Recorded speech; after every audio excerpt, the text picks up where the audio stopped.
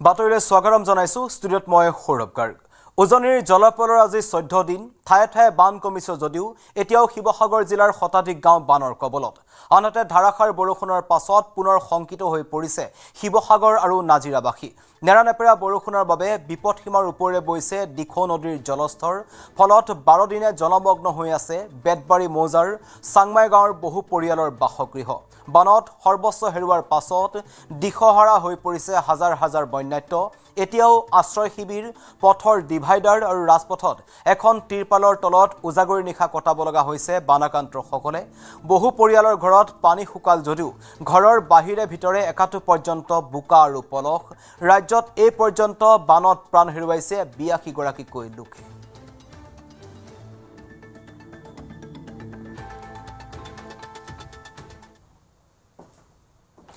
অসমৰ বাবে এক ভয়াবহ ইংগিত নাগিনীমৰাৰ পাহাৰৰ বিভিন্ন প্ৰান্তত মিলিছে ভয়াবহ ফাট 19 জুলাইত জধে-মধে খহিছিল নাগিনীমৰা পাহাৰ নিউজ 18ৰ কেমেৰাত বন্দী হৈছে পাহাৰ খহাৰ এক ভয়ংকৰ দৃশ্য এতিয়াও পাহাৰৰ ওপৰত পৰি আছে প্ৰকাণ্ড শিল আৰু গছসমূহ পুনৰ ধাৰাসাৰ বৰষুণ দিলে আকৌ খহিব পাৰে সেই পাহাৰসমূহ পাহাৰৰ খহি অহা স্থলীৰ পৰা নাগালেণ্ডৰ বাসিন্দাই দিলে এক বিভীষিকাৰ শিহৰণকাৰী বৰ্ণনা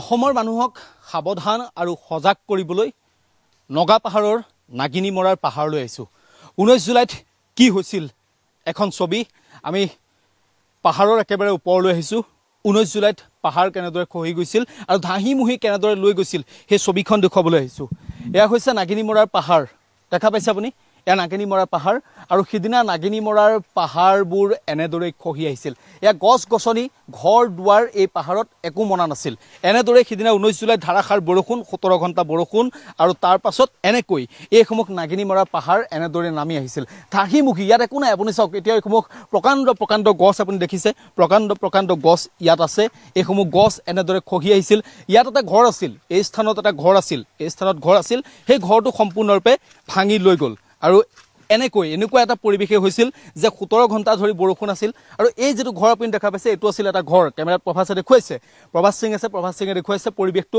এয়া হৈছে এটা ঘৰ এই ঘৰটো সম্পূৰ্ণৰূপে ভাঙি লৈ গুচি গ'ল এয়া আছিল নাগিনীমৰাৰ পৰিৱেশ আৰু ইয়াৰ পৰা যেতিয়া ভাঙি লৈ গুচি গ'ল ইয়াৰ পৰা ভাঙি লৈ যোৱাৰ লগে লগে এই যিসমূহ ইয়াৰ পৰা গছ ঘৰ দুৱাৰ বাঁহ সকলোখিনি যেতিয়া ধাহিমুহি লৈ গ'ল এই পাহাৰে যেতিয়া পানীৰ খুঁটে যেতিয়া লৈ গ'ল তাৰ পাছত এইখিনি গৈ আমাৰ সেই বিহুবৰত পৰিল চন্তকত পৰিল শিৱসাগৰত পৰিল ডিমৌত পৰিল চৰাইদেউত পৰিল সোণাইত পৰিল আৰু তাৰ পাছত আমাৰ অসমখনত বান বিভীষিকাৰ সৃষ্টি হ'ল মৃত্যু উপত্যকাত অসমখন পৰিণত হ'বলগীয়া হ'ল এয়া এটা ঘৰ এয়া মাত্ৰ উদাহৰণ নাগালেণ্ডতো ভয়াবহ বান বিভীষিকা হ'ল কিন্তু নাগালেণ্ড অসমতকৈ তুলনামূলকভাৱে বাচি গ'ল কিয় যে পাহাৰে এটা দিশৰ পৰা লৈ গ'ল এইফালে থকা অঞ্চলবোৰ বাচি গুচি গ'ল দুগৰাকী বাইদেউ এতিয়া চাফ চিকুণ তেওঁলোকে কৰি আছে তেওঁলোকে এই গছ কাটি আছে তেওঁলোকে হয়তো ঘৰৰ কাৰণে খৰি কেইডাল যোগাৰ কৰিছে দেদে ইধৰ আইয়ে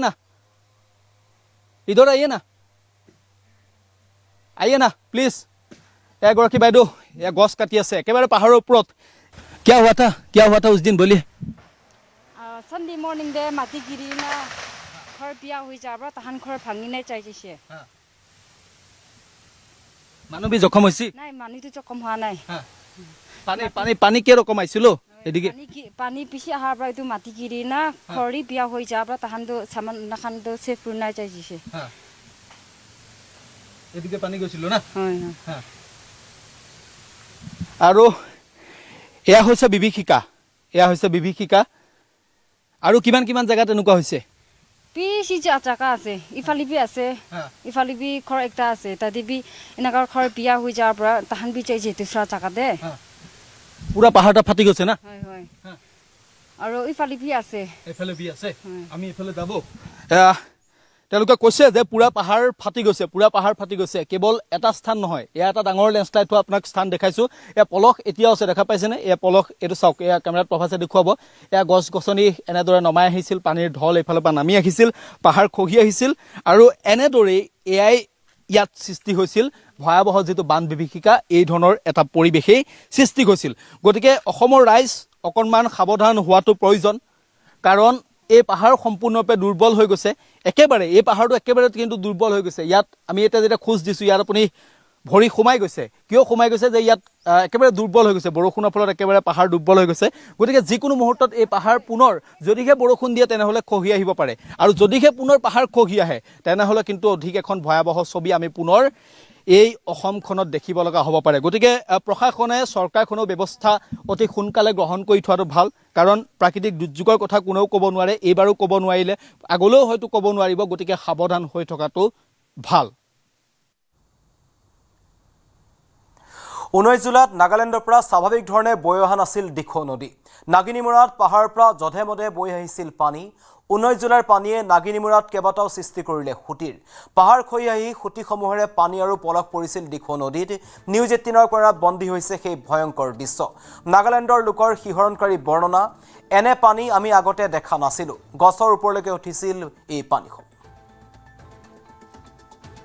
19 জুলাই বান কিমান ভয়াৱহ আছিল আপুনি আজি নাগালেণ্ডৰ মন জিলাৰ নাগিনীমৰাৰ পৰা আপুনি দেখিব এয়া হৈছে নাগিনীমৰা আৰু এই যিখন কাষত আছে সেইখন আছে দিখৌ নৈ কেমেৰাত প্ৰভাসে দেখুৱাব এখন দিখৌ নৈ এতিয়া শান্ত সমাহিত দিখৌ নৈ আপুনি দেখা পাইছে 19 জুলাইত এই দিখৌ নৈখনেই অসম আৰু নাগালেণ্ডত বান বিভীষিকা চলাইছিল এখন দিখৌ নৈ এই দিখৌ নৈ দিয়ে পানী বৈ আহিছিল পাহাৰ খহি আহিছিল মনত বৰষুণ হৈছিল তাৰ পাছত পাহাৰ খহি আহিছিল ভূমিস্খলন হৈছিল আৰু এনেদৰে দিখৌৱে সমগ্ৰ অসম আৰু নাগালেণ্ডখনত কিন্তু নাগালেণ্ডৰ কেইবাটাও প্ৰান্তত বান বিভীষিকাৰ সৃষ্টি কৰিছিল আৰু এক প্ৰকাৰ মৃত্যুকুণ্ডত পৰিণত কৰিছিল এটা কেইটামান দৃশ্য আপোনাক দেখুৱাম এই দৃশ্যটো আপোনাক চাওক মই যিটো স্থানত আছো এয়া হৈছে নাগিনীমৰা আৰু মই একেবাৰে দিখৌৰ কাষত আছো এয়া হৈছে নেপালী খুঁটি নাগালেণ্ডৰ নাগিনীমৰাৰ যিটো নেপালী খুঁটি এয়া নেপালী খুঁটি অসমৰ নেপালী খুঁটিত ইতিমধ্যে মৃত্যুকুণ্ডত পৰিণত হ'ল আৰু এয়া নাগালেণ্ডৰ নেপালী খুঁটি নাগিনীমৰাৰ নেপালী খুঁটি এতিয়া কথাটো হ'ল এইখন আপুনি কাষত দিখৌ নৈ দেখা পালে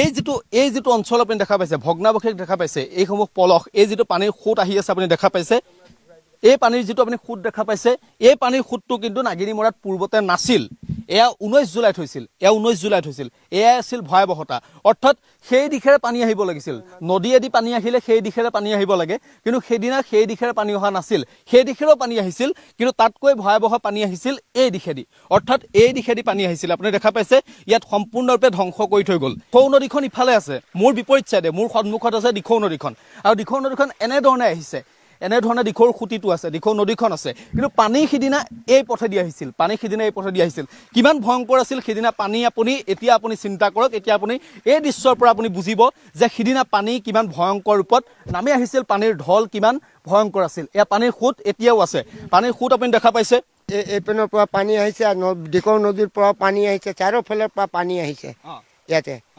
চাৰিওফালৰ পৰা পানী আপোনাৰ ইয়াত কিমান বছৰ হ'ল মইতো ইয়াৰ পৰা গুচি গ'লো বিহুবৰ এনে মই ফুৰিবলৈ এতিয়া আপুনি আগতে দেখা পাইছিল নে এইফালেদি পানী আহিছিল অহা নাই কেতিয়াও অহা নাই খালি নলাৰ পানী অলপ আহে 1 ফুট 2 ফুট লাষ্ট 3 ফুট ইয়াৰ ওপৰত অহা নাই এইবাৰ মানে প্ৰথম আহিলে এইবেলি মানে প্ৰথম আহিছে আৰু 90 চনত আহিছিলে আমি এতিয়া 16-17 বছৰ বয়স এইটো টাইমত এতিয়া আমাৰ ইয়াত লাৰি মিল আছিলে লাৰি চাহাব কা মিল আছিলে সেই মিলত আমি খৰি লৌৰি ল'বলৈ আহোঁ সিদিনা পানী কিমান আছিলে পানীটো মোক দেখাই দিয়কচোন কিমান পানী আহিছে ইয়াত অহাটো এই ডুমৰ গছৰ ওপৰত ডাম্পাৰ দেখিছে না সেই ওপৰত ডাম্পাৰৰ আধা লগে আহিছিলে হয় এই গছজোপা আপুনি চিন্তা কৰক এই গছজোপা আমি এক্সক্লুচিভলি এই দৃশ্যাংশ আপোনাক দেখুৱাইছো এই গছজোপা আপুনি দেখা পাইছে এই গছজোপাৰ একেবাৰে আধালৈকে সিদিনা পানী উঠিছিল কিমান ভয়ংকৰ আপুনি চিন্তা কৰক আৰু ইয়াৰ পৰা নাগালেণ্ডৰ এই পাহাৰৰ পৰাই এই নেপালী খুঁটিৰ পৰাই পানী গৈ সেই দিখৌ নদীখনে বান বিভীষিকাৰ সৃষ্টি কৰিছিল আমাৰ নেপালী খুঁটিত আমাৰ অসমৰ বিহুবৰত আমাৰ চন্তকত আমাৰ শিৱসাগৰ আমাৰ চৰাইদেউ সোণাৰীত বান বিভীষিকাৰ সৃষ্টি কৰিছিল আৰু মৃত্যুকুণ্ডত পৰিণত কৰিছিল শিৱসাগৰ বেতবাৰী মৌজা আৰু শিৱসাগৰ চহৰলৈ আহিছে আন এক সংকট বেতবাৰী মৌজাৰ বোকাবিল বৰপাত্ৰ গোহাঁই গাঁৱত দিচাং নদীৰ ভয়ংকৰ খহনীয়াই আনিছে এক চৰম ভাবুকি খহনীয়াই এবছৰ পূৰ্বে ব্লক পেভাৰ দি পকীকৰণ কৰা মূল মথাউৰি ছিঙি নিয়াৰ উপক্ৰম হৈছে ইতিমধ্যে একাংশ ব্লক পেভাৰ খহি পৰিছে দিচাঙৰ খহনীয়াত অৰুণাচলৰ পৰা বৈ অহা দিচাং নদীৰ ভয়ংকৰ খহনীয়া প্ৰতিৰোধৰ বাবে হাতে কামে লাগিছে স্থানীয় ৰাইজৰ লগতে দল সংগঠনসমূহ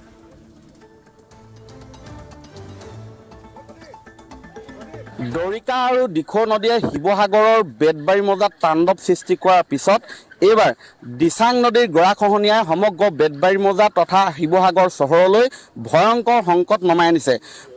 ইয়াৰ শিৱসাগৰৰ বোকাবিল বৰপাত্ৰ গোহাঁই গাঁৱৰ যি মূল মথাউৰি, সেই মথাউৰিৰ দৃশ্য দেখুৱাইছোঁ। এয়া দিচাং নদীৰ পানী জলস্তৰ কিছু হ্ৰাস পাইছিলে, তাৰ পিছতে এনেধৰণে গৰাখহনীয়াই লৈছে ভয়ংকৰ ৰূপ। নিশাৰ ভিতৰতে ইয়াত প্ৰায় 50 মিটাৰ গৰা খহি আছে। মই দেখুৱাইছোঁ এইটো হৈছে এইটো মূল মথাউৰি। এইটো বিগত বৰ্ষত ইয়াত ব্লক পেভাৰ দি ইয়াত পকীকৰণ কৰা হৈছিলে। এইটো ব্লক পেভাৰ দি দেখিছে যে ইতিমধ্যেই এই মূল মথাউৰিৰ একাংশ ব্লক পেভাৰ ইতিমধ্যেই খহনীয়াত জাহ গৈছে। মই দেখুৱাইছোঁ এই পৰিৱেশ আৰু এই খহনীয়া ৰোধৰ বাবে এনেধৰণে ইয়াৰ স্থানীয় ৰাইজ লাগি আছে, হাতে কামে বেতবাৰী ৰাইজ লাগি আছে। মই দেখুৱাইছোঁ এই সন্দৰ্ভত মই ইয়াতে স্থানীয় ব্যক্তিসকলৰ ভাষ্য ল'ম। দাদা, পৰিৱেশটো এতিয়া কেনেকুৱা? পৰিৱেশটো অতি ভয়ংকৰ হৈ আছে। এতিয়া আজি ডিপাৰ্টমেণ্টৰ মানুহ মাত্ৰ হেৰিয়াত 2জন অকল আমি দেখিছোঁ। ডিপাৰ্টমেণ্টৰ অকল দেখিছোঁ। এতিয়া কালিও আহিছোঁ, আমি কালি আহোঁতেও দেখিছোঁ অকল SO জন আৰু তেওঁ চাবৰ্ডিনেট 2জন আছে, তেখেতলোকহে উপস্থিত আছে। বাদ বাকী দেখোন আজি দেখা নাই কোনো। খহনীয়া মানে কালিৰ পৰা যেতিয়া দিচাং বাঢ়িছিলে, প্ৰথম অৱস্থাত নৈখন মানে যেতিয়া শুকাই গৈছিলে ন, শুকাই যাওঁতে খহনীয়াটো বেছি হৈছিলে। কিন্তু এতিয়া নৈখন ক্ৰমান্বয়ে বাঢ়ি আহিছে, খহনীয়াটো আৰু বাঢ়ি গৈ আছে ক্ৰমান্বয়ে। বাঢ়ি গৈ পেলাই অৱস্থাটো অতি ভয়ংকৰ অৱস্থাৰ সৃষ্টি হৈছে। হয়, ইয়াতে মই দেখিছোঁ বীৰ লাচি থানাৰ নেতা শৃংখল চলিহা আহি হাতে কামে লাগিছে। তেওঁ ইয়াৰ পৰিৱেশটো সন্দৰ্ভত খুব ভয়ানক পৰিৱেশ আৰু এইটো ঠিকাদাৰ লুণ্ঠন বুলি ক'ব লাগিব।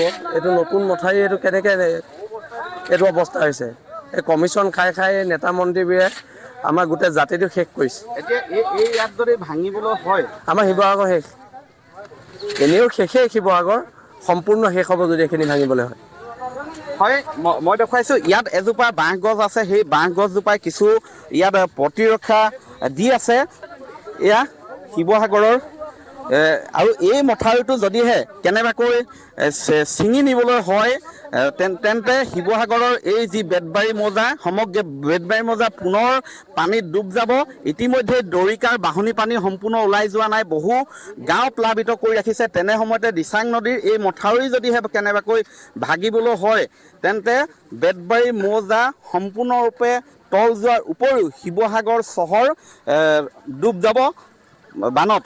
মই দেখুৱাইছোঁ এই পৰিৱেশ আৰু এয়া মই দেখুৱাইছোঁ এই ধৰণৰ পৰিৱেশ। আৰু এই সংকটৰ সময়ত ইয়াৰ মই জানিব বিচাৰিম ইয়াৰ আচলতে মূল যিটো মথাউৰি মাজভাগলৈকে ইয়াত ফাট মেলিছে। আৰু মই জানিব বিচাৰিম ইয়াত জনপ্ৰতিনিধি কোনোবা আহিছেনে? জনপ্ৰতিনিধি এতিয়ালৈকে আমি দেখা নাই। মানে আগতো বানপানী হৈ গ'ল বহুত, 7-8 দিন, এসপ্তাহ। এতিয়ালৈকে আমি কোনো বানপানী তেখেতলোক জনপ্ৰতিনিধি ইয়াত দেখা নাই। আৰু বিভাগীয় কৰ্তৃপক্ষকো আমি এতিয়া চাহটো দেখা নাই। গতিকে আমি তেখেতলোকক অনুৰোধ কৰিছোঁ অতি সোনকালে তেখেতলোক আহি এই জ্বলন্ত সমস্যাটো সমাধান কৰিবৰ কাৰণে আমি বিনম্ৰভাৱে আমি ৰাইজে অনুৰোধ জনাইছোঁ। ধেমাজিত জীয়াঢল নদীৰ কালৰূপ। পুৱাই ফেনে ফেটুকাৰে নামি আহিল ঢল। অৰুণাচল প্ৰদেশত হোৱা ধাৰাসাৰ বৰষুণৰ পাছতেই সমতলত প্ৰচণ্ড ঢল দেখিবলৈ পোৱা গ'ল। কমলপুৰ ধৰ্মপুৰত নিমিষতেই পানীৰ ঢলে উটুৱাই নিলে এগৰাকী বৃদ্ধাৰ বাসগৃহ। ৰাইজৰ সহযোগত কথম্পি প্ৰাণ ৰক্ষা পৰিল বৃদ্ধা আৰু বৃদ্ধাগৰাকীৰ অসুস্থ জীয়ৰীৰ। আপোন ঘৰখনলৈ চাই শোকত ভাগি পৰিছে বৃদ্ধা আৰু মাতৃৰ কন্যা।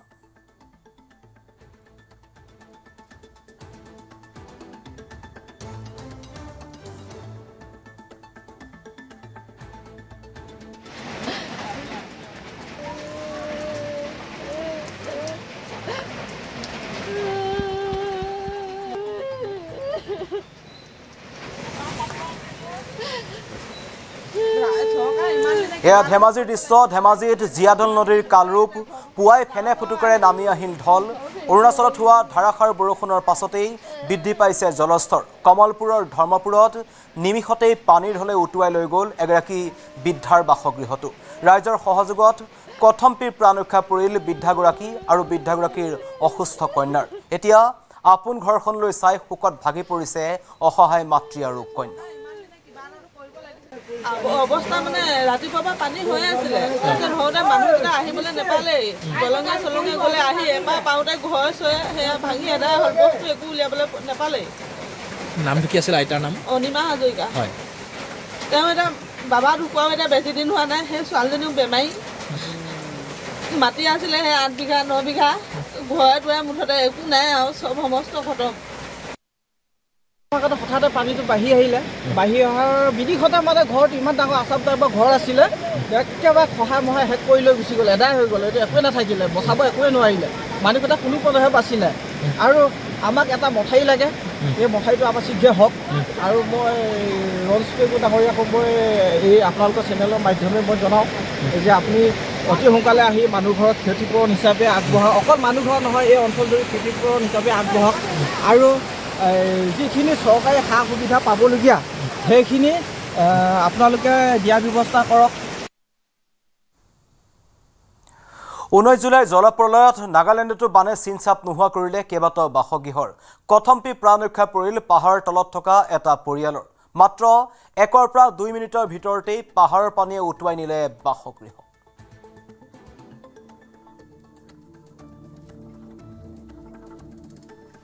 ইয়াত এখন ঘৰ আছিল, এখন অসম নহয়, এখন হৈছে নাগালেণ্ড, নাগালেণ্ডৰ নাগিনীমৰা। আৰু মই য'ত খাৰা হৈ আছোঁ, এতিয়া থিয় হৈ আছোঁ, ইয়াত এখন ঘৰ আছিল, কিন্তু এতিয়া ইয়াত একো নাই। এইখন হৈছে ওপৰত পাহাৰ, এই পাহাৰখনতেই ভূমিস্খলন হৈছিল, বৰষুণ হৈছিল, ইয়াৰ পৰাই গছ গছনি মাটি শিল চব খহি আহিছিল। আৰু তাৰপাছত এই যিটো তলত ঘৰ আছিল, পাহাৰটোৰ তলত থকা একেবাৰে তলত থকা এই যিটো ঘৰ আপুনি দেখিছে, এই প্ৰান্তটো মই যিটো প্ৰান্তত আছোঁ, য'ত উঠি আছোঁ, ইয়াত এখন ঘৰ আছিল। এই ঘৰখনৰ কেৱল মানুহকেইটা বাছিল, মানুহকেইটা বাহিৰলৈ ওলাই গ'ল, কিন্তু বাকী একো নাবাছিল। এই ঘৰখনৰ চব উটুৱাই লৈ গুচি গ'ল। মাত্ৰ 1-2 মিনিটৰ ভিতৰত সকলোখিনি উটুৱাই লৈ গুচি গ'ল। অসমত বান বিভীষিকা দেখিছে আৰু নাগালেণ্ডৰ বান বিভীষিকাৰ ছবিখন চাওক। যেতিয়া পাহাৰৰ তলত যিসমূহ ঘৰ আছিল, পাহাৰৰ তলত যি আছিল, সকলো সেই 1-2 মিনিটৰ ভিতৰত, মুহূৰ্তৰ ভিতৰত তছনছ কৰি থৈ গুচি গ'ল, ইয়াৰ পৰা খহাই লৈ গুচি গ'ল। আৰু এই যে ঘৰটো যে খহাই লৈ গ'ল, এইটো ক'ত পৰিলগৈ? দিখৌ নদীত পৰিলগৈ। তাৰপাছত ইয়াৰ পৰাই এই যিসমূহ পলস আছে, বালি আছে, মাটি আছে, ইয়াৰ পৰাই পলস হৈ আমাৰ অসমখনত পৰিলগৈ। এইটো ঘৰটো চাওক আপুনি, এইটো ঘৰটোৰ এইসমূহ সামগ্ৰী, বাঁহ বেত, এটা বাঁহৰ ঘৰ আছিল। নাগা লোকসকল তেওঁলোক আছিল এটা নগা পৰিয়াল। আৰু এই ঘৰটোৱে এতিয়া এক প্ৰকাৰ ধ্বংসস্তূপ। একো নাই ইয়াত চিনচাপ বুলিবলৈ, ইয়াত একো নাই। চৌদিশে এটা ধ্বংসস্তূপে আপুনি দেখিব। এইসমূহ আছিল খুঁটা, ঘৰটোৰ এইসমূহ আছিল খুঁটা, চব মুহূৰ্তৰ ভিতৰত উটুৱাই লৈ গুচি গ'ল। দিদি আপোনাৰ ঘৰ আছিল? এইটো নহয় আপোনাৰ? অলপ এফালে আহিব। এয়া আছিল পৰিৱেশ, দেখা পাইছে আপুনি? এই ঘৰটোৱে আছিল একেবাৰে পাহাৰৰ তলত আছিল এই ঘৰটো। সেই ঘৰটো বাৰু বাচি গ'ল, ভাগ্যক্ৰমে বাচি গ'ল, কিন্তু এই ঘৰটো বচাব নোৱাৰিলে, লগে লগে এই ঘৰটো খহি গ'ল। এইটো পানীয়ে লৈ গ'ল? হয়, পানী কেনেকৈ লৈ গ'ল? এইটো ওপৰৰ পৰা চব এইটো নালা ডাঙৰ হৈ কিনে চব এনেকা পিয়া হৈছে। পুৰা শিল গছ আহি গ'ল না? হয়, কাঠ খান, পাথৰ খান চব আহিছে। এইটো কিমান সময় লাগিলে? এইটো ঘৰটো লৈ যাওঁতে কিমান সময় লৈ গৈছে? একদিন ৰাতিতে অহাটো চব এনেকাহে পিয়া হৈ দিছে। ৰাতি ৰাতি নহয়, তিয়ৰ পৰা তিন। এইটো বিয়লি ভাগত এই ঘৰটো সম্পূৰ্ণৰূপে খহাই লৈ গুচি গৈছে। এই মহিলাগৰাকীয়ে কৈছে আদমি নাছিল না?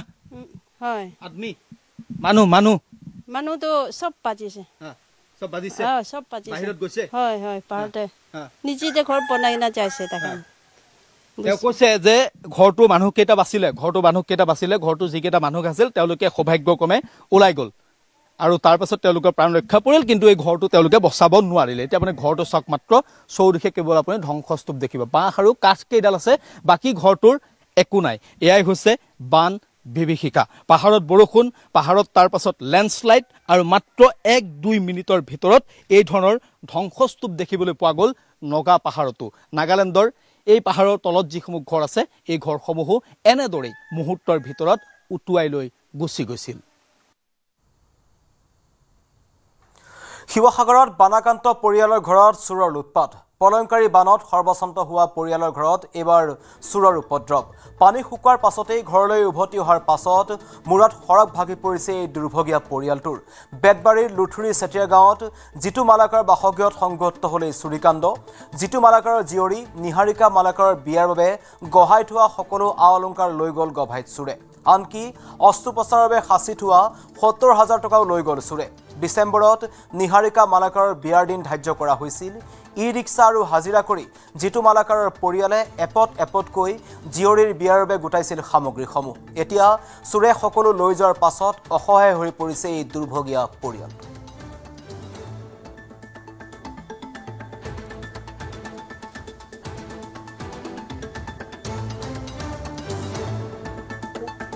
যিখিনি অলংকাৰ মা দেউতাই গোটাই ৰাখিছিলে সেইখিনি চুৰি হৈ গ'ল লগতে ধনো আছিলে ধনখিনিও চুৰি হৈ গ'ল অপাৰেশ্যন এটাৰ কাৰণে গোটোৱা হৈছিলে ৭০,০০০ মান আছিলে অলংকাৰ 10 লাখৰ ওপৰত পানী হওঁতে লোকৰ ঘৰত গৈছিলোঁ আমাৰ ঘৰৰ ওচৰত চট ঢলাই ঘৰ আছিলে সিহঁতৰ ঘৰতে গ'লোঁ আহাৰ পাছত দেখিছোঁ একো নাই ছোৱালীজনী সোণৰ বস্তু টকা পইচা কাণৰ কাণে থৈছিলোঁ চব লৈ গ'লোঁ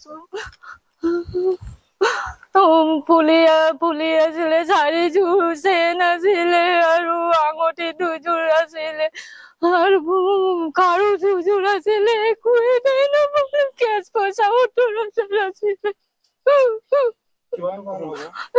আপোনাৰতো 15 লাখকৈ ওপৰ যাব আজিকালিতো সোণৰ বস্তুটো বহুত দাম ন আপোনাৰ লগে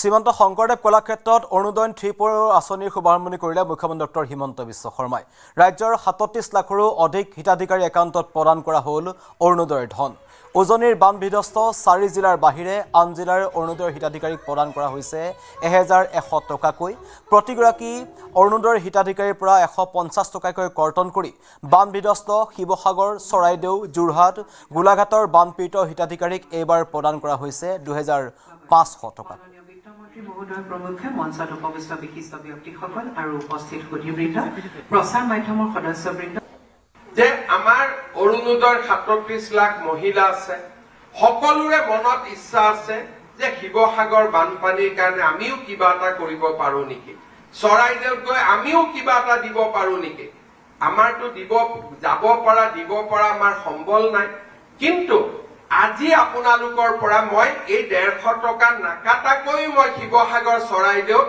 2,500 টকা দিব পাৰিলোহেঁতেন কিন্তু এই 150 টকা মই কিয় কাটিলো আজিৰ পৰা আপোনালোকেও গৌৰৱেৰে সৈতে ক'ব পাৰিব যে শিৱসাগৰ চৰাইদেউৰ বানপানীৰ কাৰণে আমিও কিবা এটা অন্তত আগবঢ়ালো আগতে মনত থাকে সবেই দি আছে আমিতো একোৱে কৰিব পৰা নাই আজি চৰকাৰে আপোনালোকক এটা সুবিধা কৰি দিলে যে এই 150 টকা আপোনালোকৰ টকা আজি আপোনালোকে কাক দিলে শিৱসাগৰ চৰাইদেউ যোৰহাট গোলাঘাটত বান আক্ৰান্ত ৰাইজক আপোনালোকে আগবঢ়ালে এইটো মই দিয়া নহয় আমাৰ অৰুণোদয়ৰ 37 লাখ মহিলাই আপোনালোকক দিয়া পুঁজিৰ পৰা আপোনালোকে 150 টকা আজি আমাৰ আই মাতৃসকলক কাক দিলে শিৱসাগৰ চৰাইদেউ যোৰহাট গোলাঘাটত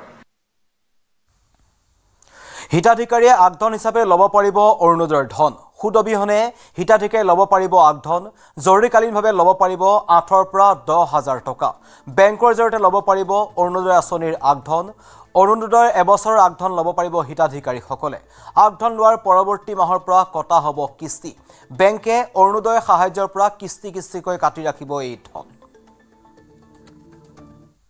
আপোনালোকে যিমান টকা বছৰটোত পাবলগীয়া আছে সিমানখিনি টকা আপোনালোকে আমাৰ পৰা আগতীয়াকৈ খুজি ল'ব পাৰিব আমি আপোনালোকৰ টকাটো মাহত কাটি গৈ থাকিম তেতিয়া কি হ'ব বিনা সুদত আপোনালোকে এডভান্স ল'ব পাৰিব তেতিয়া বোলে মই অক্টোবৰ নৱেম্বৰ মাহৰ অৰুণোদয়টো মোক আজিয়ে লাগে মোৰ ল'ৰা ছোৱালী কৰবাত এডমিশন দিব লাগে বা কিবা বেমাৰ হৈছে মোৰ ঘৰত বিপদ হৈছে আপোনালোকে অৰুণোদয়টো আমাৰ পৰা আগতে ললে আমি আপোনালোকক মাহত কাটি দি থাকিলো তাৰ মানে 15,000 টকাৰ 10,000 বা 8,000 টকা আপোনালোকে যাতে আমাৰ পৰা আগতীয়াকৈ ল'ব পাৰে তেনেকুৱাও এটা নতুন কাম এটা আমি আৰম্ভ কৰিম। প্ৰথমবাৰলৈ অৰুণোদয় বেংক একাউণ্টৰ সৈতে আধাৰ সংযোগ হৈছে। হিতাধিকাৰী ধন যাতে আনে ল'ব নোৱাৰে তাৰ বাবে এই ব্যৱস্থা গ্ৰহণ কৰা হৈছে। আধাৰ সংলগ্ন নকৰা প্ৰায় 20,000 মহিলাই এইবাৰ নাপাব ধন। বৰ্তমানো চলি আছে বেংক একাউণ্টৰ সৈতে আধাৰৰ সংলগ্ন কৰক।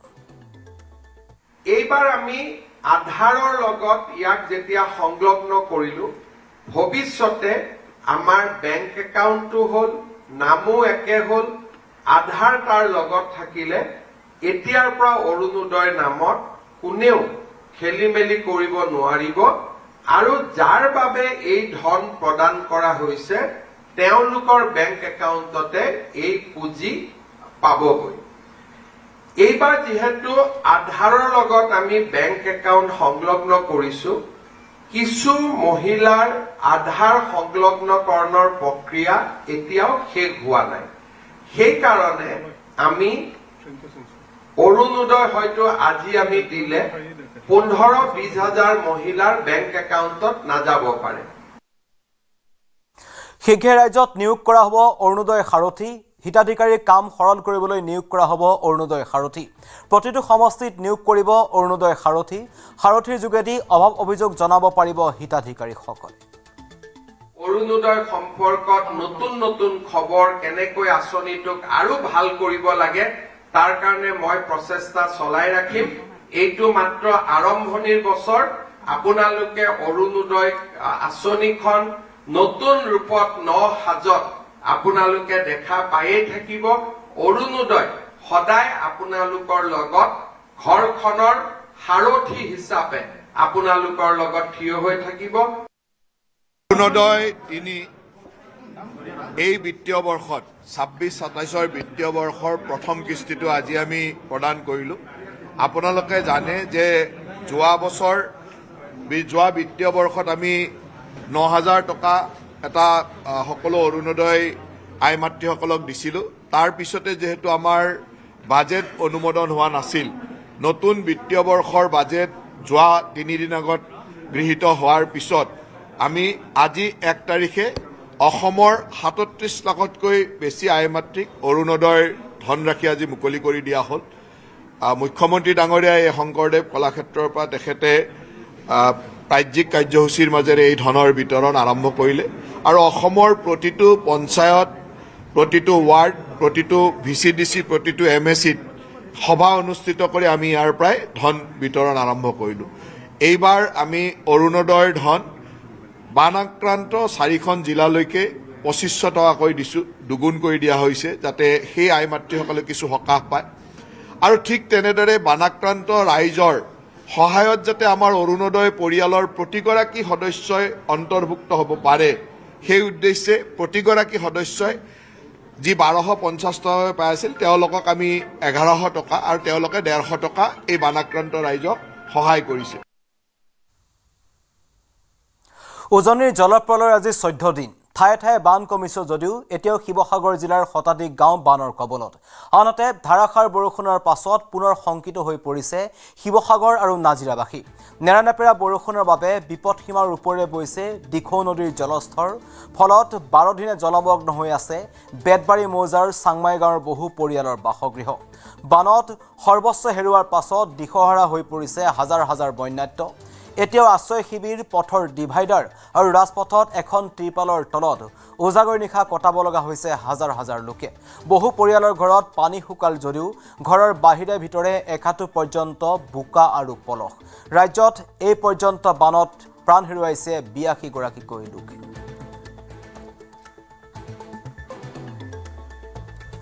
বিক্ৰমৰ সৈতে সংযুক্ত হৈছোঁ। বিক্ৰম আছে শিৱসাগৰত। বিক্ৰম, শিৱসাগৰত এক ভয়ংকৰ পৰিৱেশ।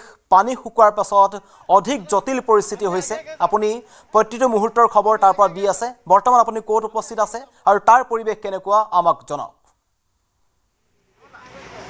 সৌৰভ এই মুহূৰ্তত আটাইতকৈ জটিল যিটো বান পৰিস্থিতি থকা ঠাই সেয়া হৈছে নেপালী খুঁটি আৰু নেপালী খুঁটিত এই মুহূৰ্তত আহি কৃষি মন্ত্ৰী তথা জলসিঞ্চন মন্ত্ৰী পীযুষ হাজৰিকা আৰু শিৱসাগৰ জিলাখনৰ অভিভাৱক মন্ত্ৰী বিমল বৰা ইতিমধ্যে উপস্থিত হৈছে তেওঁলোকে বহুদূৰ এই নেপালী খুঁটিলৈ তেওঁলোকে খোজকাঢ়ি আহিলে আৰু এই মুহূৰ্তত বিমল বৰাই নিজেই বাহনখন চলাইছে এখন জিপচি বাহনখন চলাইছে মন্ত্ৰী পীযুষ হাজৰিকা বাহনখনত উঠিছে আৰু তেওঁলোকে এনেদৰে এয়া নেপালী খুঁটিত তেওঁলোকে পৰিদৰ্শন কৰিব বিচাৰিছে আৰু ৰাইজক তেওঁলোকে আশ্বাস দিব বিচাৰিছে এয়া মন্ত্ৰী বিমল বৰাই নিজেই বাহন চলাই তেওঁলোকে এনেদৰে নেপালী খুঁটিলৈ গৈছে লগত আছে মন্ত্ৰী পীযুষ হাজৰিকা এয়া নেপালী খুঁটি যথেষ্ট বিধ্বস্ত হৈছে নেপালী খুঁটি ইয়াত কিমান পশুধনৰ মৃত্যু হৈছে তাৰ কোনো ঠিকনা নাই কিমান পশুধনৰ মৃত্যু হ'ল তাৰ কোনো ইয়াত হিচাপ নাই মানুহ ইয়াত যথেষ্ট এতিয়াও নিৰুদ্দেশ হৈ আছে আৰু এই বানপীড়িত লোকৰ কাষলৈ মন্ত্ৰী দুগৰাকী আহিছে আৰু তেওঁলোকে এয়া পৰিদৰ্শন এই মুহূৰ্তত কৰিব বিচাৰিছে এয়া হৈছে তেওঁলোকে এয়া তেওঁলোকে পৰিদৰ্শন কৰিব বিচাৰিছে এয়া বানপীড়িত কাষত দুজন আছে আৰে ৰক এক মিনিট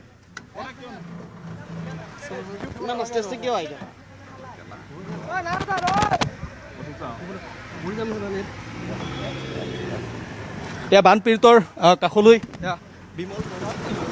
মন্ত্ৰী পীযুষ হাজৰিকা এয়া যিহেতু ইয়াত খোজকাঢ়ি আহিবলৈ যথেষ্ট সুবিধা আমিও বাৰম্বাৰ চেষ্টা কৰিছোঁ আৰু আমি আহিছোঁ আৰু তেওঁলোকে বহুদূৰ খোজকাঢ়ি আহিল আৰু এয়া মন্ত্ৰী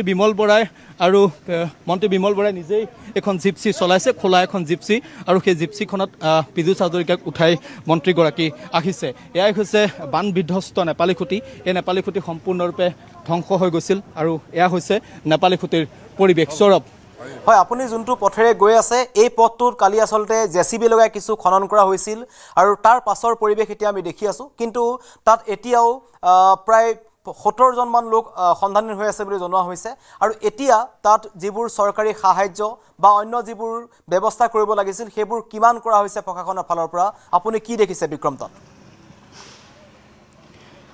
প্ৰথম কথাটো হৈছে চাওক নেপালী খুঁটিত এতিয়া আপুনি কৰোঁ বুলিলেই সকলো কাম সহজতে কৰিব নোৱাৰি কাৰণ এই অঞ্চলটো বৰ বেয়াকৈ বানে ধুই থৈ গৈছে ইয়াত ঘৰ দুৱাৰ বুলিবলৈ বৰ বিশেষ একো নাই ইয়াত গৰু ম'হ সকলোখিনি ইতিমধ্যে উটুৱাই লৈ গ'ল আৰু এই পথটো তেওঁলোকে মুকলি কৰিবলৈ চেষ্টা কৰিছে প্ৰশাসনে পথটো মুকলি কৰিবলৈ তেওঁলোকে বাৰম্বাৰ চেষ্টা কৰি আছে কেইবাখনো জেচিবি তেওঁলোকে ইয়াত লগাই আছে কিন্তু কথাটো হ'ল যে ইয়াত যথেষ্ট পলস আছে পলস যথেষ্ট এৰি থৈ গৈছে ৰাস্তাতকৈ ওপৰত পলস আছে গতিকে পলসৰ বাবে যথেষ্টখিনি তেওঁলোকে সুবিধাৰ সন্মুখীন হৈছে আৰু তেওঁলোকে মানুহখিনিক আশ্বাস দিছে যে যিহেতু পৰহিলৈ প্ৰতিগৰাকী বানাক্ৰান্তক যিহেতু শিৱসাগৰত 50,000 পৰিয়ালক তেওঁলোকে 15,000কৈ টকা দিব প্ৰথম পৰ্যায়ত গতিকে ইয়াত তেওঁলোকে সহায়ৰ আশ্বাস ইতিমধ্যে প্ৰদান কৰিছে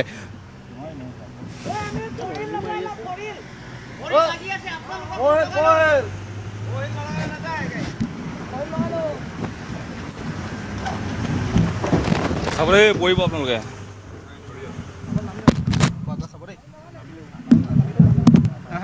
এয়া নেপালী খুঁটিৰ পৰিৱেশ এক ভয়ংকৰ পৰিৱেশ বান শুকোৱাৰ পাছত পানী শুকাই যোৱাৰ পাছত এইদৰে ৰাজপথত 5-6 ফুটকৈ পলস দেখিবলৈ পোৱা গৈছে আৰু কালিৰ দিনটোত আমাৰ যি সতীৰ্থ সাংবাদিকসকল তাত আছিল বিক্ৰম আছে পাৰ্থজ্যোতি বৰা আছে তেওঁলোকে দেখুৱাইছিল যে জেচিবিৰ সহায়ত সেই নেপালী খুঁটিলৈ যোৱা মূল পথছোৱা কিছু মুকলাই দিয়া হৈছিল যাতে মানুহ আহ যাহ কৰিব পাৰে কিন্তু তাৰ পাছত পুনৰ বৰষুণ হোৱাৰ পাছত নেপালী খুঁটিত এতিয়া এই ধৰণৰ এক পৰিৱেশে বিৰাজ কৰিছে তালৈ যাওঁ বুলিলে কোনো যাব নোৱাৰে আৰু মন্ত্ৰীসকল তাত উপস্থিত হৈছিল কৃষি মন্ত্ৰী পীযুষ হাজৰিকাই গৈছে আৰু শিৱসাগৰৰ যি বিভাগীয় মন্ত্ৰী আছে শিৱসাগৰ জিলাৰ দায়িত্বত থকা যে মন্ত্ৰী আছে বিমল বৰা তেওঁ গৈছে এখন জেচিবি জিপচিত তেওঁলোক গৈছে আৰু সাংবাদিকসকলক এখন সুকীয়া বাহনত লৈ যোৱা হৈছে দৃশ্যাংশ আপোনালোকে দেখি আছে এক ভয়ংকৰ দৃশ্য বিক্ৰম আপুনি কেমেৰাত দেখি আছোঁ পোনপটীয়া সম্প্ৰচাৰ আপুনি জনাওক তাৰ পৰিৱেশ অধিক এক ভয়ংকৰ পৰিৱেশ সৌৰভ কৈছোঁ ইয়াত আপুনি বাহন সোমাব নোৱাৰা পৰিৱেশ এই দুখন বাহন কি ধৰণে চলিছে আমিহে বুজি পাইছোঁ আপুনি ইয়াত আচলতে মন্ত্ৰীৰ লগতে আমাৰ সকলোৱেই এটা ভয়ংকৰ পৰিৱেশৰ মাজত এই মুহূৰ্তত বানাক্ৰান্তৰ খবৰ ল'বলৈ আহিছে আৰু ফকলেণ্ড চলি আছে ফকলেণ্ডে ৰাস্তা মুকলি কৰিবলৈ চেষ্টা কৰি আছে কিন্তু ৰাস্তা মুকলি কৰিবলৈ চেষ্টা কৰিলেও মই কৈছোঁৱে যে যথেষ্ট পলস আছে এই পলসৰ বাবে কিন্তু যথেষ্ট অসুবিধা হৈছে আৰু এয়াই হৈছে এই মুহূৰ্তত এয়া নেপালী খুঁটিৰ পৰিৱেশ সৌৰভ হয় আৰু দেখি আছোঁ এক ভয়ংকৰ দৃশ্য এইদৰে তালৈ যিসকল জনপ্ৰতিনিধি গৈছে তেওঁলোকো যোৱাৰ সময়ত যথেষ্ট অসুবিধাৰ সন্মুখীন হৈছে বোকা ফালি যাব লগা হৈছে আৰু মূল পথটোত প্ৰায় 4-5 ফুট পলসৰ এটা তাত পৰি আছে আৰু এইদৰে জেচিবি বা ফকলেনৰ সহায়ত সেইসমূহ মুকলাবলৈ চেষ্টা কৰা হৈছিল কিন্তু তাৰ পাছতো এতিয়াও তালৈ স্বাভাৱিক অৱস্থা ঘূৰি অহা নাই ইতিমধ্যে বিক্ৰমে জনাইছে যে স্বাভাৱিক পৰিস্থিতি ঘূৰি আহিবলৈ যথেষ্ট সময়ৰ প্ৰয়োজন হ'ব কেমেৰাত আপোনালোকে দৃশ্যাংশ দেখি আছে কিদৰে কৃষিমন্ত্ৰী বাহনখন আগবাঢ়ি গৈছে বাহনখন চলাই আছে আবাৰ মন্ত্ৰী যিজন তাত উপস্থিত আছে তেওঁ এয়াই হৈছে নেপালী খুঁটি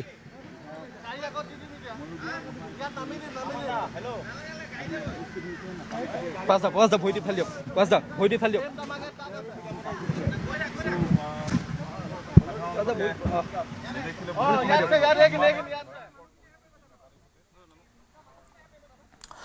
হয় এয়া দৃশ্যাংশ দেখি আছে কেমেৰাত পোনপটীয়া সম্প্ৰচাৰ দেখাই আছো বিক্ৰম বৰা তাত উপস্থিত আছে নেপালী খুঁটিত তাত কৃষিমন্ত্ৰী উপস্থিত হৈছিল আৰু তেখেতৰ গাড়ীখন বোকাত লাগি ধৰিছে আমি পোনপটীয়া দৃশ্যাংশ আপোনালোকক দেখাই আছো এয়া হৈছে বান শুকোৱাৰ পাছত নেপালী খুঁটিৰ পৰিস্থিতি য'ত যেনেকে বাহনসমূহ আছিল সকলো পলসত আবদ্ধ হৈ পৰিছে মুকলাবলৈ চেষ্টা কৰা হৈছে প্ৰশাসনে যিমান পাৰে সিমান চেষ্টা কৰিছে কিন্তু বিক্ৰমে ইতিমধ্যে জনাইছে যে নেপালী খুঁটিক পুনৰ আগৰ ব্যৱস্থালৈ ঘূৰাই অনাটো ইমান সহজ নহয় যথেষ্ট সময়ৰ প্ৰয়োজন হ'ব আৰু আজি তাত কৃষিমন্ত্ৰী উপস্থিত হৈছে বিমল বৰাও গৈছে লগত নিজেই জিপচি চলাই তেওঁলোক গৈছে আৰু যথেষ্ট কষ্টৰ মাজেৰে বিক্ৰমে দৃশ্যাংশ দেখুৱাই আছে পোনপটীয়া সম্প্ৰচাৰ আগবঢ়াইছোঁ এয়া নেপালী খুঁটি সৌৰভ কি এক অবৰ্ণনীয় পৰিৱেশ সেয়া আপুনি বুজিলে যে দুগৰাকী মন্ত্ৰীয়ে কেনেদৰে তেওঁলোকে আহিবলগীয়া হৈছে সেই পৰিৱেশটোৰ পৰা আপুনি বুজিলে যে নেপালী খুঁটিত কি ধৰণৰ এক অবৰ্ণনীয় পৰিৱেশ মন্ত্ৰী বিমল বৰাই নিজেই এখন জিপচি যথেষ্ট কষ্ট কৰি চলাই লৈ আহিলে আৰু তাৰ পাছত মন্ত্ৰী পীযুষ হাজৰিকা তেওঁ আহিছে ইয়াত তেওঁলোকে খালী ভৰিৰে ইয়াত দুগৰাকী মন্ত্ৰীয়ে তেওঁলোকে এই যিটো নেপালী খুঁটি এই নেপালী খুঁটিৰ বানাক্ৰান্ত অঞ্চল তেওঁলোকে পৰিদৰ্শন কৰিছে আৰু বানপীড়িত ৰাইজৰ মনৰ আচলতে বুজ ল'বলৈ তেওঁলোকে মানুহখিনিক অলপমান সান্তনা দিবলৈ তেওঁলোকে চেষ্টা কৰিছে এই যিটো বিভীষিকা আছিল 19 জুলাই যিটো বিভীষিকা এই বিভীষিকাত আটাইতকৈ ক্ষতিগ্ৰস্ত হোৱা অঞ্চলটোৱে আছিল এই নেপালী খুঁটি এই নেপালী খুঁটিত কিমান মানুহ বানত উটি গৈছিল তাৰ কোনো হিচাপ নাই গৰু ছাগলী পশুধন ইতিমধ্যে এতিয়াও ইয়াতেই পৰি আছে গতিকে সকলোৱে জীৱনৰ প্ৰতি এয়া আছিল ভাবুকি আৰু এই মুহূৰ্তত এয়া পৰিদৰ্শন কৰিছে দুগৰাকীকৈ মন্ত্ৰীয়ে আমাৰ ভিডিঅ' জাৰ্নেলিষ্ট প্ৰভাত সিং এই মুহূৰ্তত পলসত সোমাই গৈছে যথেষ্ট কষ্ট আৰু তাৰ মাজতো এনেদৰেই এই মুহূৰ্তত আমি বানাক্ৰান্ত ৰাইজৰ কাষলৈ আহিছোঁ কৃষি তথা জলসিঞ্চন মন্ত্ৰী পীযুষ হাজৰিকা আৰু শিৱসাগৰ জিলাৰ অভিভাৱক মন্ত্ৰী বিমল বৰাই এয়া পৰিদৰ্শন কৰিছে সৌৰভ ডাঙৰ কথাটো হৈছে যে ইয়াত যথেষ্ট পলস এয়া হৈছে পলসত আপুনি খোজকাঢ়িবলৈ অসুবিধা আৰু পলসটোতো আছেই পলসৰ লগত আছে আপুনি শিলগুটি ইয়াত আপুনি খোজ কঢ়াটো আপোনাৰ বাবে আটাইতকৈ চিন্তনীয় যদিহে ইয়াত খোজকাঢ়িব পৰা সুবিধা হ'লহেঁতেন বা গাড়ী সহজতে আহিব পৰা সুবিধা হ'লহেঁতেন তেতিয়াহ'লে এই পৰিস্থিতিৰ সৈতে মোকাবিলা কম দিনত কৰিব পৰা গ'লহেঁতেন কিন্তু পৰিস্থিতি যিহেতু খুব জটিল যিহেতু ঘৰ দুৱাৰ বুলিবলৈ ইয়াত বৰ বিশেষ একো নাই আৰু সেইবাবেই ইয়াত যথেষ্ট সময়ৰ কিন্তু প্ৰয়োজন হ'ব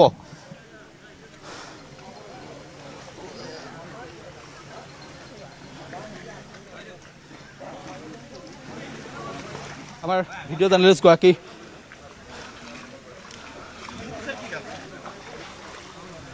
বাজা নোৱাৰিব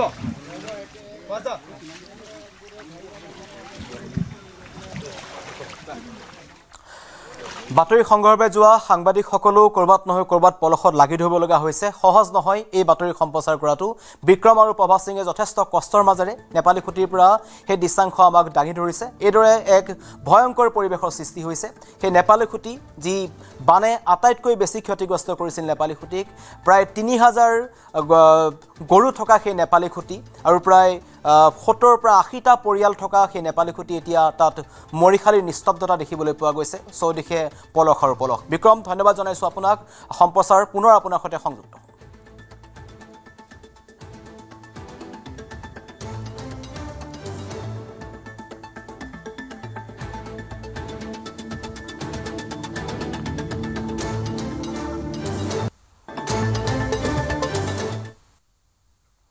অচিৰেই কাজিৰঙা ৰাষ্ট্ৰীয় উদ্যান আৰু বাঘ্য সংৰক্ষিত বনাঞ্চলত পৰ্যটকৰ বাবে নিষিদ্ধ হ'ব মোবাইল ফোন।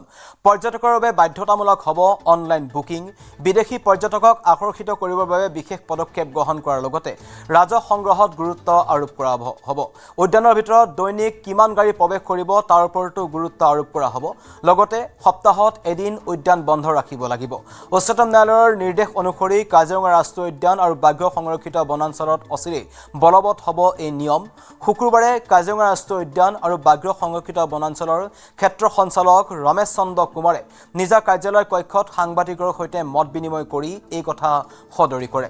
উচ্চতম ন্যায়ালয়ৰ নিৰ্দেশত ৰাষ্ট্ৰীয় সেউজ প্ৰাধিকৰণে ভাৰতবৰ্ষৰ আন ৰাষ্ট্ৰীয় উদ্যানত প্ৰযোজ্য হোৱাকৈ কাজিৰঙা ৰাষ্ট্ৰীয় উদ্যানতো এই নিয়মসমূহ প্ৰযোজ্য হ'ব বুলি কাজিৰঙাৰ ক্ষেত্ৰ সঞ্চালকগৰাকীয়ে জানিবলৈ দিছে। পৰ্যটকে মোবাইল ফোন লগত নি বিভিন্ন জীৱ-জন্তু আৰু লোকেশ্যন আদি আপলোড কৰি বিভ্ৰান্তিৰ সৃষ্টি কৰে। তাৰ বাবেই ভাৰতবৰ্ষৰ আন ৰাষ্ট্ৰীয় উদ্যানত মোবাইল নিষিদ্ধৰ দৰে কাজিৰঙাতো এই নিয়ম অতি শীঘ্ৰেই প্ৰযোজ্য হ'ব। তাৰোপৰি সপ্তাহত এটা দিন ৰাষ্ট্ৰীয় উদ্যান বন্ধ ৰখাৰ গুৰুত্বৰ ওপৰত বক্তব্য ৰাখিছে। ইয়াৰ জৰিয়তে গাড়ী আৰু পৰ্যটকৰ পৰা বন্য জীৱ-জন্তুৱে কিছু সকাহ লাভ কৰিব। লগতে উদ্যানৰ ভিতৰৰ যাতায়াতৰ অনুপযোগী হোৱা বাট পথসমূহ মেৰামতি কৰিব পাৰিব। তাৰোপৰি ইকো টুৰিজিমৰ ওপৰতো বিশেষ গুৰুত্ব আৰোপ কৰা হ'ব। বছৰত ভাৰতবৰ্ষলৈ অহা 2 কোটি বিদেশী পৰ্যটকৰ মাত্ৰ 36,000 বিদেশী পৰ্যটকহে অসমলৈ তথা কাজিৰঙালৈ আহে। ইকো টুৰিজিমৰ জৰিয়তে বিদেশী পৰ্যটকক আৰু অধিক আকৰ্ষিত কৰি আৰু বিদেশী পৰ্যটক যাতে অসমলৈ আহে তাৰ ওপৰতো বিশেষ গুৰুত্ব আৰোপ কৰিব। যোৱা 18 জুলাইত বন আৰু পৰ্যটন মন্ত্ৰী জয়ন্ত মল্ল বৰুৱাই কাজিৰঙালৈ আহোঁতে এই বিষয়ৰ ওপৰত আলোচনা কৰিছিল। এই বিষয়সমূহৰ ওপৰত গুৰুত্ব প্ৰদান কৰিছিল। সুপ্ৰিম কোৰ্টৰ ডাইৰেকশ্যন আছে। সুপ্ৰিম কোৰ্টে যোৱা 2025-17 নৱেম্বৰত বাকী টাইগাৰ ৰিজাৰ্ভবিলাকক কি নিয়মবিলাক ফ'ল' কৰিব লাগে বুলি এটা ডাইৰেকশ্যন আছিলে। তাতে মোবাইল বেন কৰা আৰু এটা দিন পাৰ্ক বন্ধ কৰি ৰখা এইবিলাক কোৱা আছিলে। এতিয়া এইটো ডাইৰেকশ্যন বাঘ বন্ধ কৰা ডাইৰেকশ্যনটো 2023 পৰা আছে। আমি বহুতকেইটা ফ'ল' কৰা নাই। বাট এইটো সব ষ্টেক হোল্ডাৰৰ লগতে ডিছকাশ্যন কৰি এইবিলাক কি হ'ব কি নহ'ব এইটো আমি কৰিব পাৰোঁ। ফ্লাড নহ'লে বহুতকেইটা দিগদাৰ পাব কাজিৰঙা পাৰ্কে। বেচিকেলি আমাৰ পানী মেটেকাবিলাক যি আছে এইবিলাক গুচি যাব লাগিব। ফ্লাড আহিলে পানী লৈ যায় আৰু কিবা নিউট্ৰিয়েণ্ট ৰিচ চইলবিলাক খেতিবিলাক আহে ওপৰৰ পৰা, এইটো গ্ৰাছলেণ্ডৰ কাৰণে ভাল আৰু কিছুমান জীৱ জন্তুৰ কাৰণে বি এইটো ভাল হ'ব। কিয়কি এতিয়া পানী মেটেকা বিলবিলাকত থাকিলে পানীত অক্সিজেন কম হৈ যায়। চ' বায়'লজিকেল অক্সিজেন ডিমাণ্ড বাঢ়ি যায়। চ' এইটো বাঢ়িলে পানী কাব নিচিনা নাথাকে। চ' ফ্লাড দৰকাৰ। আমি ৱেইট কৰি আছো কেতিয়া ফ্লাড হ'লে ভাল বুলি। চৰাইদেউ জিলাৰ চফৰাই নদীৰ ওপৰত চলাপথাৰত থকা লোহাৰ দলঙৰ জৰাজীৰ্ণ অৱস্থা। প্ৰলয়ংকাৰী বানৰ ফলত হঠাৎ দলংখনৰ মাজৰ অংশ বহি গ'ল। চফৰাই খনা আৰু চলাপথাৰৰ মাজত যোগাযোগ ব্যাহত হৈ পৰিছে। চফৰাই নদীখন আগৰটো বান আহিছিলে 18 তাৰিখে আহিছিল। এতিয়া নেক্সটটো কালিৰ পৰা আৰম্ভ হৈছে। দলংখন কেতিয়া বেয়া হৈছে? দলংখন যোৱা মানে এতিয়া কি আগতো ডাউন হৈ আছিলে, এতিয়া বেছি হৈ গ'ল। এতিয়াতো অহা যোৱা কৰিব নোৱাৰে মানুহ। বিৰাট অসুবিধা হ'ব। আমাৰ খেতি পথাৰ কৰিবলৈ অসুবিধা হ'ব। মেডিকেলৰ কাৰণে বিশেষকৈ দিগদাৰ হয়। বনকৰ্মীৰ গুলীত আহত 3জনকৈ যুৱক। অবৈধ বালি খননৰ অভিযোগ দিয়া 3 যুৱকক গুলীবিদ্ধ হোৱাৰ অভিযোগ। গুলীবিদ্ধ 3 যুৱক হৈছে ইন্তাজুল আহমেদ, বিকাশ উৰাং আৰু বিষ্ণু চাহু। নুমলীগড়ৰ কাষৰীয়া শ্যামৰায়পুৰ অঞ্চলত নিশা সংঘটিত হ'ল এই চাঞ্চল্যকৰ গুলীচালনাৰ ঘটনাটো। দ্ৰৈগুংনৰ কাষৰ শ্যামৰায়পুৰ আৰু সুন্দৰপুৰ অঞ্চলত দীৰ্ঘদিন ধৰি অবৈধ বালি খনন চলি অহাৰ অভিযোগ উত্থাপন হৈছিল। অবৈধ বালি খনন নিৰীক্ষণ কৰিবলৈ অহা বকিয়াল খণ্ড বন কাৰ্যালয়ৰ বনকৰ্মীৰ গুলীত 3 যুৱক আহত হোৱাৰ অভিযোগ স্থানীয় ৰাইজৰ। হাত, পিঠি আৰু ভৰিত গুলী লগা 3 যুৱকক ভৰ্তি কৰা হৈছে গোলাঘাটৰ শ্বহীদ কুশল কোঁৱৰ অসামৰিক চিকিৎসালয়ত। ইন্তাজুল আহমেদ নামৰ যুৱকজনে বৃহস্পতিবাৰে অবৈধ বালি খননৰ বিৰুদ্ধে গোলাঘাট জিলা বন বিভাগক দাখিল কৰিছিল অভিযোগ। শুকুৰবাৰে নিশাও অঞ্চলটোত চলি থকা বালি খনন চাবলৈ লগৰ 2জনৰ সৈতে যোৱাৰ সময়তে সংঘটিত হৈছিল এই ৰহস্যজনকভাৱে গুলীচালনাৰ ঘটনাটো। 3 যুৱকলৈ লক্ষ্য কৰি বকিয়াল খণ্ড বন কাৰ্যালয়ৰ বনকৰ্মীয়ে অতৰ্কিতে গুলীচালনা কৰাৰ অভিযোগ। ইফালে বালি মাফিয়াক বন বিভাগৰ বিষয়া কৰ্মচাৰীয়ে ৰক্ষণাবেক্ষণ দিয়াৰ অভিযোগ উত্থাপন কৰিছে স্থানীয় ৰাইজে। আনহাতে শিলবালি খনন চলাই থকা একাংশ লোকে শিল দলিয়াই আক্ৰমণ কৰাৰ পাছত প্ৰত্যাক্ৰমত গুলীচালনা কৰা বুলি দাবী কৰিছে বনকৰ্মীসকলে। দুৰ্বৃত্তৰে হোৱা সংঘৰ্ষত আহত হৈছে জয়ন্ত বৰা নামৰ এজন বনকৰ্মীও। ঘটনাৰ সন্দৰ্ভত দুয়োটা পক্ষই বগিজান আৰক্ষী থানাত পৃথকে ৰুজু কৰিছে গোচৰ। আৰক্ষীয়ে ইতিমধ্যেই বকিয়াল খণ্ড বন কাৰ্যালয়ৰ পৰা জব্দ কৰিছে গুলীচালনাত ব্যৱহাৰ কৰা এটা বন্দুক আৰু দুটাকৈ গুলী।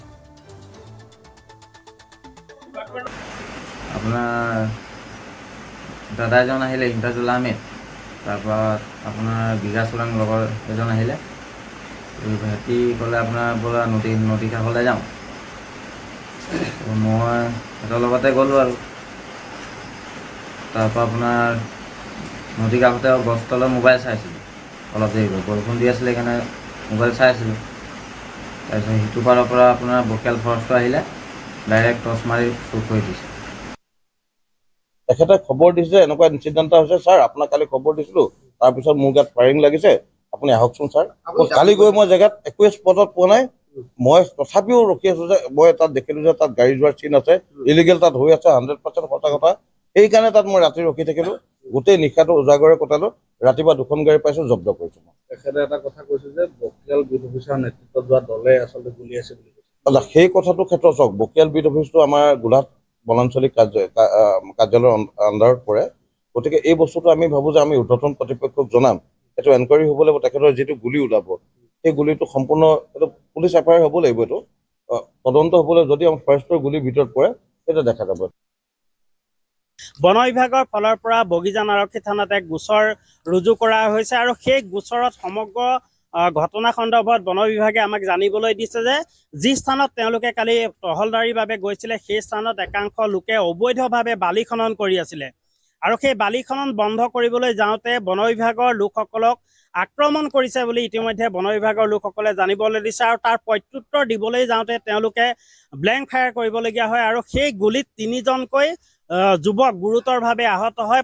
ইমতাজুল আহমেদ, বিকাশ চোৰাং আৰু বিষ্ণু চাহু নামৰ 3জন যুৱক গুৰুতৰভাৱে আহত হয়। সমগ্ৰ ঘটনা সন্দৰ্ভত ইতিমধ্যে বগিজান আৰক্ষীয়ে তদন্ত অব্যাহত ৰাখিছে। ইতিমধ্যে বগিজান আৰক্ষীয়ে বকিয়াল খণ্ড বন কাৰ্যালয়ৰ পৰা এটা বন্দুক আৰু দুটাকৈ গুলী ইতিমধ্যে জব্দ কৰিছে বুলি আমি জানিব পাৰিছোঁ। মোৰ লগত বন বিষয়াগৰাকী আছে, বকিয়াল খণ্ড বন বিষয়াগৰাকী আছে। তেওঁ যিহেতু সেই স্থানত কালি টহলৰ বাবে গৈছিলে, মই পোনে পোনে তেওঁৰ পৰা জানিব বিচাৰিম সমগ্ৰ ঘটনাটো কি হৈছিল। হয়, যোৱাকালি ৰাতি প্ৰায় 10টা 10:30মান বজাত আমি এটা ইনফৰমেশ্যন পালোঁ যে সুন্দৰপুৰ এলেকাটোত মানে অবৈধভাৱে বালি খনন কৰি আছে কোনো দুষ্কৃতিকাৰীয়ে। গতিকে আমি গৈ পাওঁ যে 15-20 জন লোকে মানে কি কৰিছে, টিউবত বালিটো উঠাই পেলাই তেওঁলোকে এইটো পাৰত ড্ৰম কৰিছে, ষ্টেকিং কৰিছে, কৰি পেলাই গাড়ীত উঠাই পেলাই মানে লৈ গৈছে চুৰ কৰি পেলাই। গতিকে আমি গৈ পাওঁ 2খন ডাম্পাৰ পলাইছে আৰু যিকেইজন মানুহ আছিলে আমি গৈ পোৱাৰ লগে লগে আমাক শিলগুটি পুৰা মাৰিছে, শিলগুটি বৰ্ষণ কৰিছে আমাৰ ওপৰত। আৰু আমাৰ এজন ষ্টাফ আঘাতপ্ৰাপ্ত হৈছে, এতিয়া বৰ্তমান মেডিকেলত আছে। কি নাম তেওঁ জয়ন্ত বৰা FGD। আৰু তেখেতে মানে এইটো উপায় নাপায়, যেতিয়া তেখেতৰ গাত এইটো শিলগুটি পৰিলে তেতিয়া নিজক মানে বচাবৰ কাৰণে 2টা ৰাউণ্ড মানে পাম একশ্যন গান যিটো 12 এইটো ব্লেংক ফায়াৰ কৰিলে। তাৰে চাগে চিটিকনি এটা কোনোবা মানুহৰ গাত 3জন বুলি কৈছে, আমি এজন বুলি এতিয়া মেডিকেলত যোৱাটো আমি গম পাইছোঁ। মানে এইটো এতিয়া সবিশেষ আমাৰ তদন্ত হৈ আছে। মই FIR দিছোঁ বগিজান থানাত, গতিকে আমাৰ তদন্ত চলি আছে। আৰক্ষীয়ে কেনেদৰে তদন্ত আগবঢ়াইছে? আৰক্ষী এতিয়া আহিছে, আমাৰ যিটো গান আমাৰ এতিয়া ফায়াৰ কৰা হৈছিলে সেইটো গান এতিয়া চিজ কৰি লৈ গৈছে, গতিকে তদন্ত চলি থাকিব বুলি মোক কৈ থৈ গৈছে। যিহেতু সেই যিটো সুন্দৰপুৰ আৰু চামৰাইপুৰৰ যিটো অঞ্চল, সেই অঞ্চলটোত আগতেও এনেদৰে বালি চুৰ হৈ থাকে নেকি বা বালি অবৈধ বেপাৰ চলি থাকে নেকি? চাওক, মই ইয়াত নতুনকৈ আহিছোঁ, গতিকে মই এতিয়া নতুনকৈ আহি পেলাই জেগাবোৰ প্ৰায় চিনি পোৱাই নাই। কালি আহি যিটো ইনফৰমেশ্যন পালোঁ গ'লোঁ, গতিকে তেনেকৈ চাগে আগৰ পৰা চলি থাকে মেবি। গতিকে তদন্ত হৈ আছে, আমি তদন্ত কৰিম। গতিকে মোৰ বেছি দিন হোৱা নাই, গতিকে চাওঁ, পুলিচৰ লগত আমি তদন্ত কৰিম।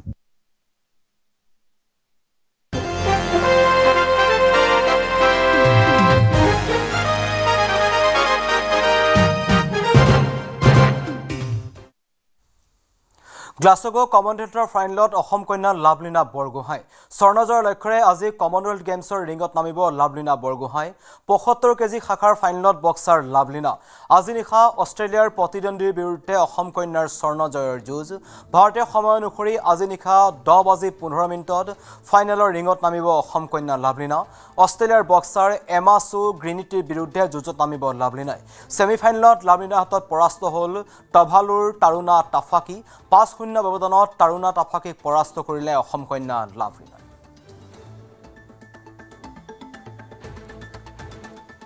अभी आज मेरा फाइनल के लिए मैं क्वालिफाई हो चुकी हूँ तो फाइनल और भी ज़्यादा टफ रहेंगे ऑस्ट्रेलिया के साथ है वो भी वर्ल्ड मेडलिस्ट है लेकिन मैं पूरा कॉन्फिडेंट हूँ कि मैं इस बार गोल्ड लेके जा सकती हूँ क्योंकि हम लोग का ट्रेनिंग भी अच्छा हुआ है और कोचेस भी जैसे बोल रहे हैं वैसे ही कर रहे हैं तो जरूर इस बार गोल्ड ले पाएंगे কমনৱেলথ গেমছত ভাৰতীয় খেলুৱৈৰ জয়যাত্ৰা অব্যাহত আছে কমনৱেলথ গেমছত ইতিহাস ৰচিলে ত্ৰিপুৰাৰ অস্মিতা দে জুডোত স্বৰ্ণ পদক জয় কৰিলে অস্মিতা দে জুডোত স্বৰ্ণ জয় কৰা প্ৰথমগৰাকী ভাৰতীয় হৈছে অস্মিতা দে জেভলিন থ্ৰত ভাৰতৰ দুটাকৈ পদক লাভ জেভলিন থ্ৰত ৰূপৰ পদক অৰ্জন কৰিলে নীৰজ চোপ্ৰাই 85.83 মিটাৰ থ্ৰৰে ৰূপৰ পদক অৰ্জন কৰিলে গোল্ডেন বয় নীৰজ চোপ্ৰাই কেৰিয়াৰ সৰ্বশ্ৰেষ্ঠ প্ৰদৰ্শনেৰে ব্ৰঞ্জৰ পদক জয় কৰিলে জসবীৰ সিঙে 85.41 মিটাৰ থ্ৰৰে ব্ৰঞ্জৰ পদক অৰ্জন কৰিলে জসবীৰে ডেকাথলনত ইতিহাস ৰচিলে তেজস্বিন শংকৰে ডেকাথলনত ব্ৰঞ্জৰ পদক জয় কৰিলে তেজস্বিন শংকৰে কমনৱেলথ গেমছৰ ডেকাথলনত পদক জয় কৰা প্ৰথমগৰাকী ভাৰতীয় খেলুৱৈ হৈছে তেজস্বিন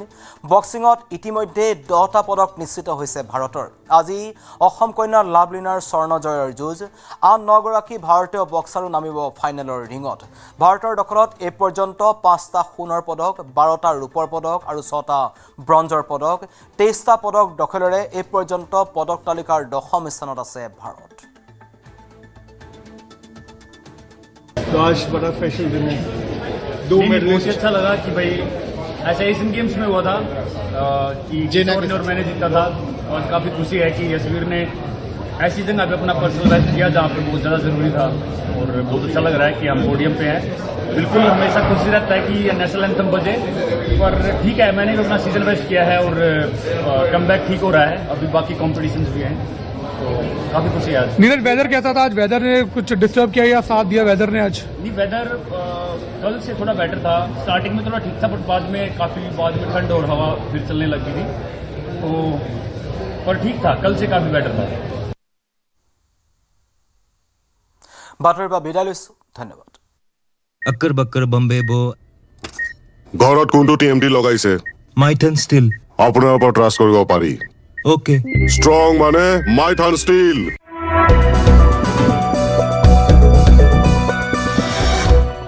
अक्कर बक्कर बम्बे बो ঘৰত কোনটো টিএমটি লগাইছে माइथन स्टील আপোনাৰ ওপৰত ট্ৰাষ্ট কৰিব পাৰি ओके ষ্ট্ৰং মানে মাইথান ষ্টীল 19 জুলাই বান কিমান ভয়াবহ আছিল আপুনি আজি নাগালেণ্ডৰ মন জিলাৰ নাগিনী মৰাৰ পৰা আপুনি দেখিব এয়া হৈছে নাগিনী মৰা আৰু এই যিখন কাষত আছে সেইখন হৈছে দিখৌ নৈ কেমেৰাত প্ৰভাসে দেখুৱাব এখন দিখৌ নৈ এতিয়া শান্ত সমাহিত দিখৌ নৈ আপুনি দেখা পাইছে 19 জুলাইত এই দিখৌ নৈখনেই অসম আৰু নাগালেণ্ডত বান বিভীষিকা চলাইছিল এখন দিখৌ নৈ এই দিখৌ নৈ দিয়ে পানী বৈ আহিছিল পাহাৰ খহি আহিছিল মনত বৰষুণ হৈছিল তাৰ পাছত পাহাৰ খহি আহিছিল ভূমিস্খলন হৈছিল আৰু এনেদৰে দিখৌৱে সমগ্ৰ অসম আৰু নাগালেণ্ডখনত কিন্তু নাগালেণ্ডৰ কেইবাটাও প্ৰান্তত বান বিভীষিকাৰ সৃষ্টি কৰিছিল আৰু এক প্ৰকাৰ মৃত্যুকুণ্ডত পৰিণত কৰিছিল এটা কেইটামান দৃশ্য আপোনাক দেখুৱাম এই দৃশ্যটো আপোনাক চাওক মই যিটো স্থানত আছো এয়া হৈছে নাগিনী মৰা আৰু মই একেবাৰে দিখৌৰ কাষত আছো এয়া হৈছে নেপালী খুঁটি নাগালেণ্ডৰ নাগিনী মৰাৰ যিটো নেপালী খুঁটি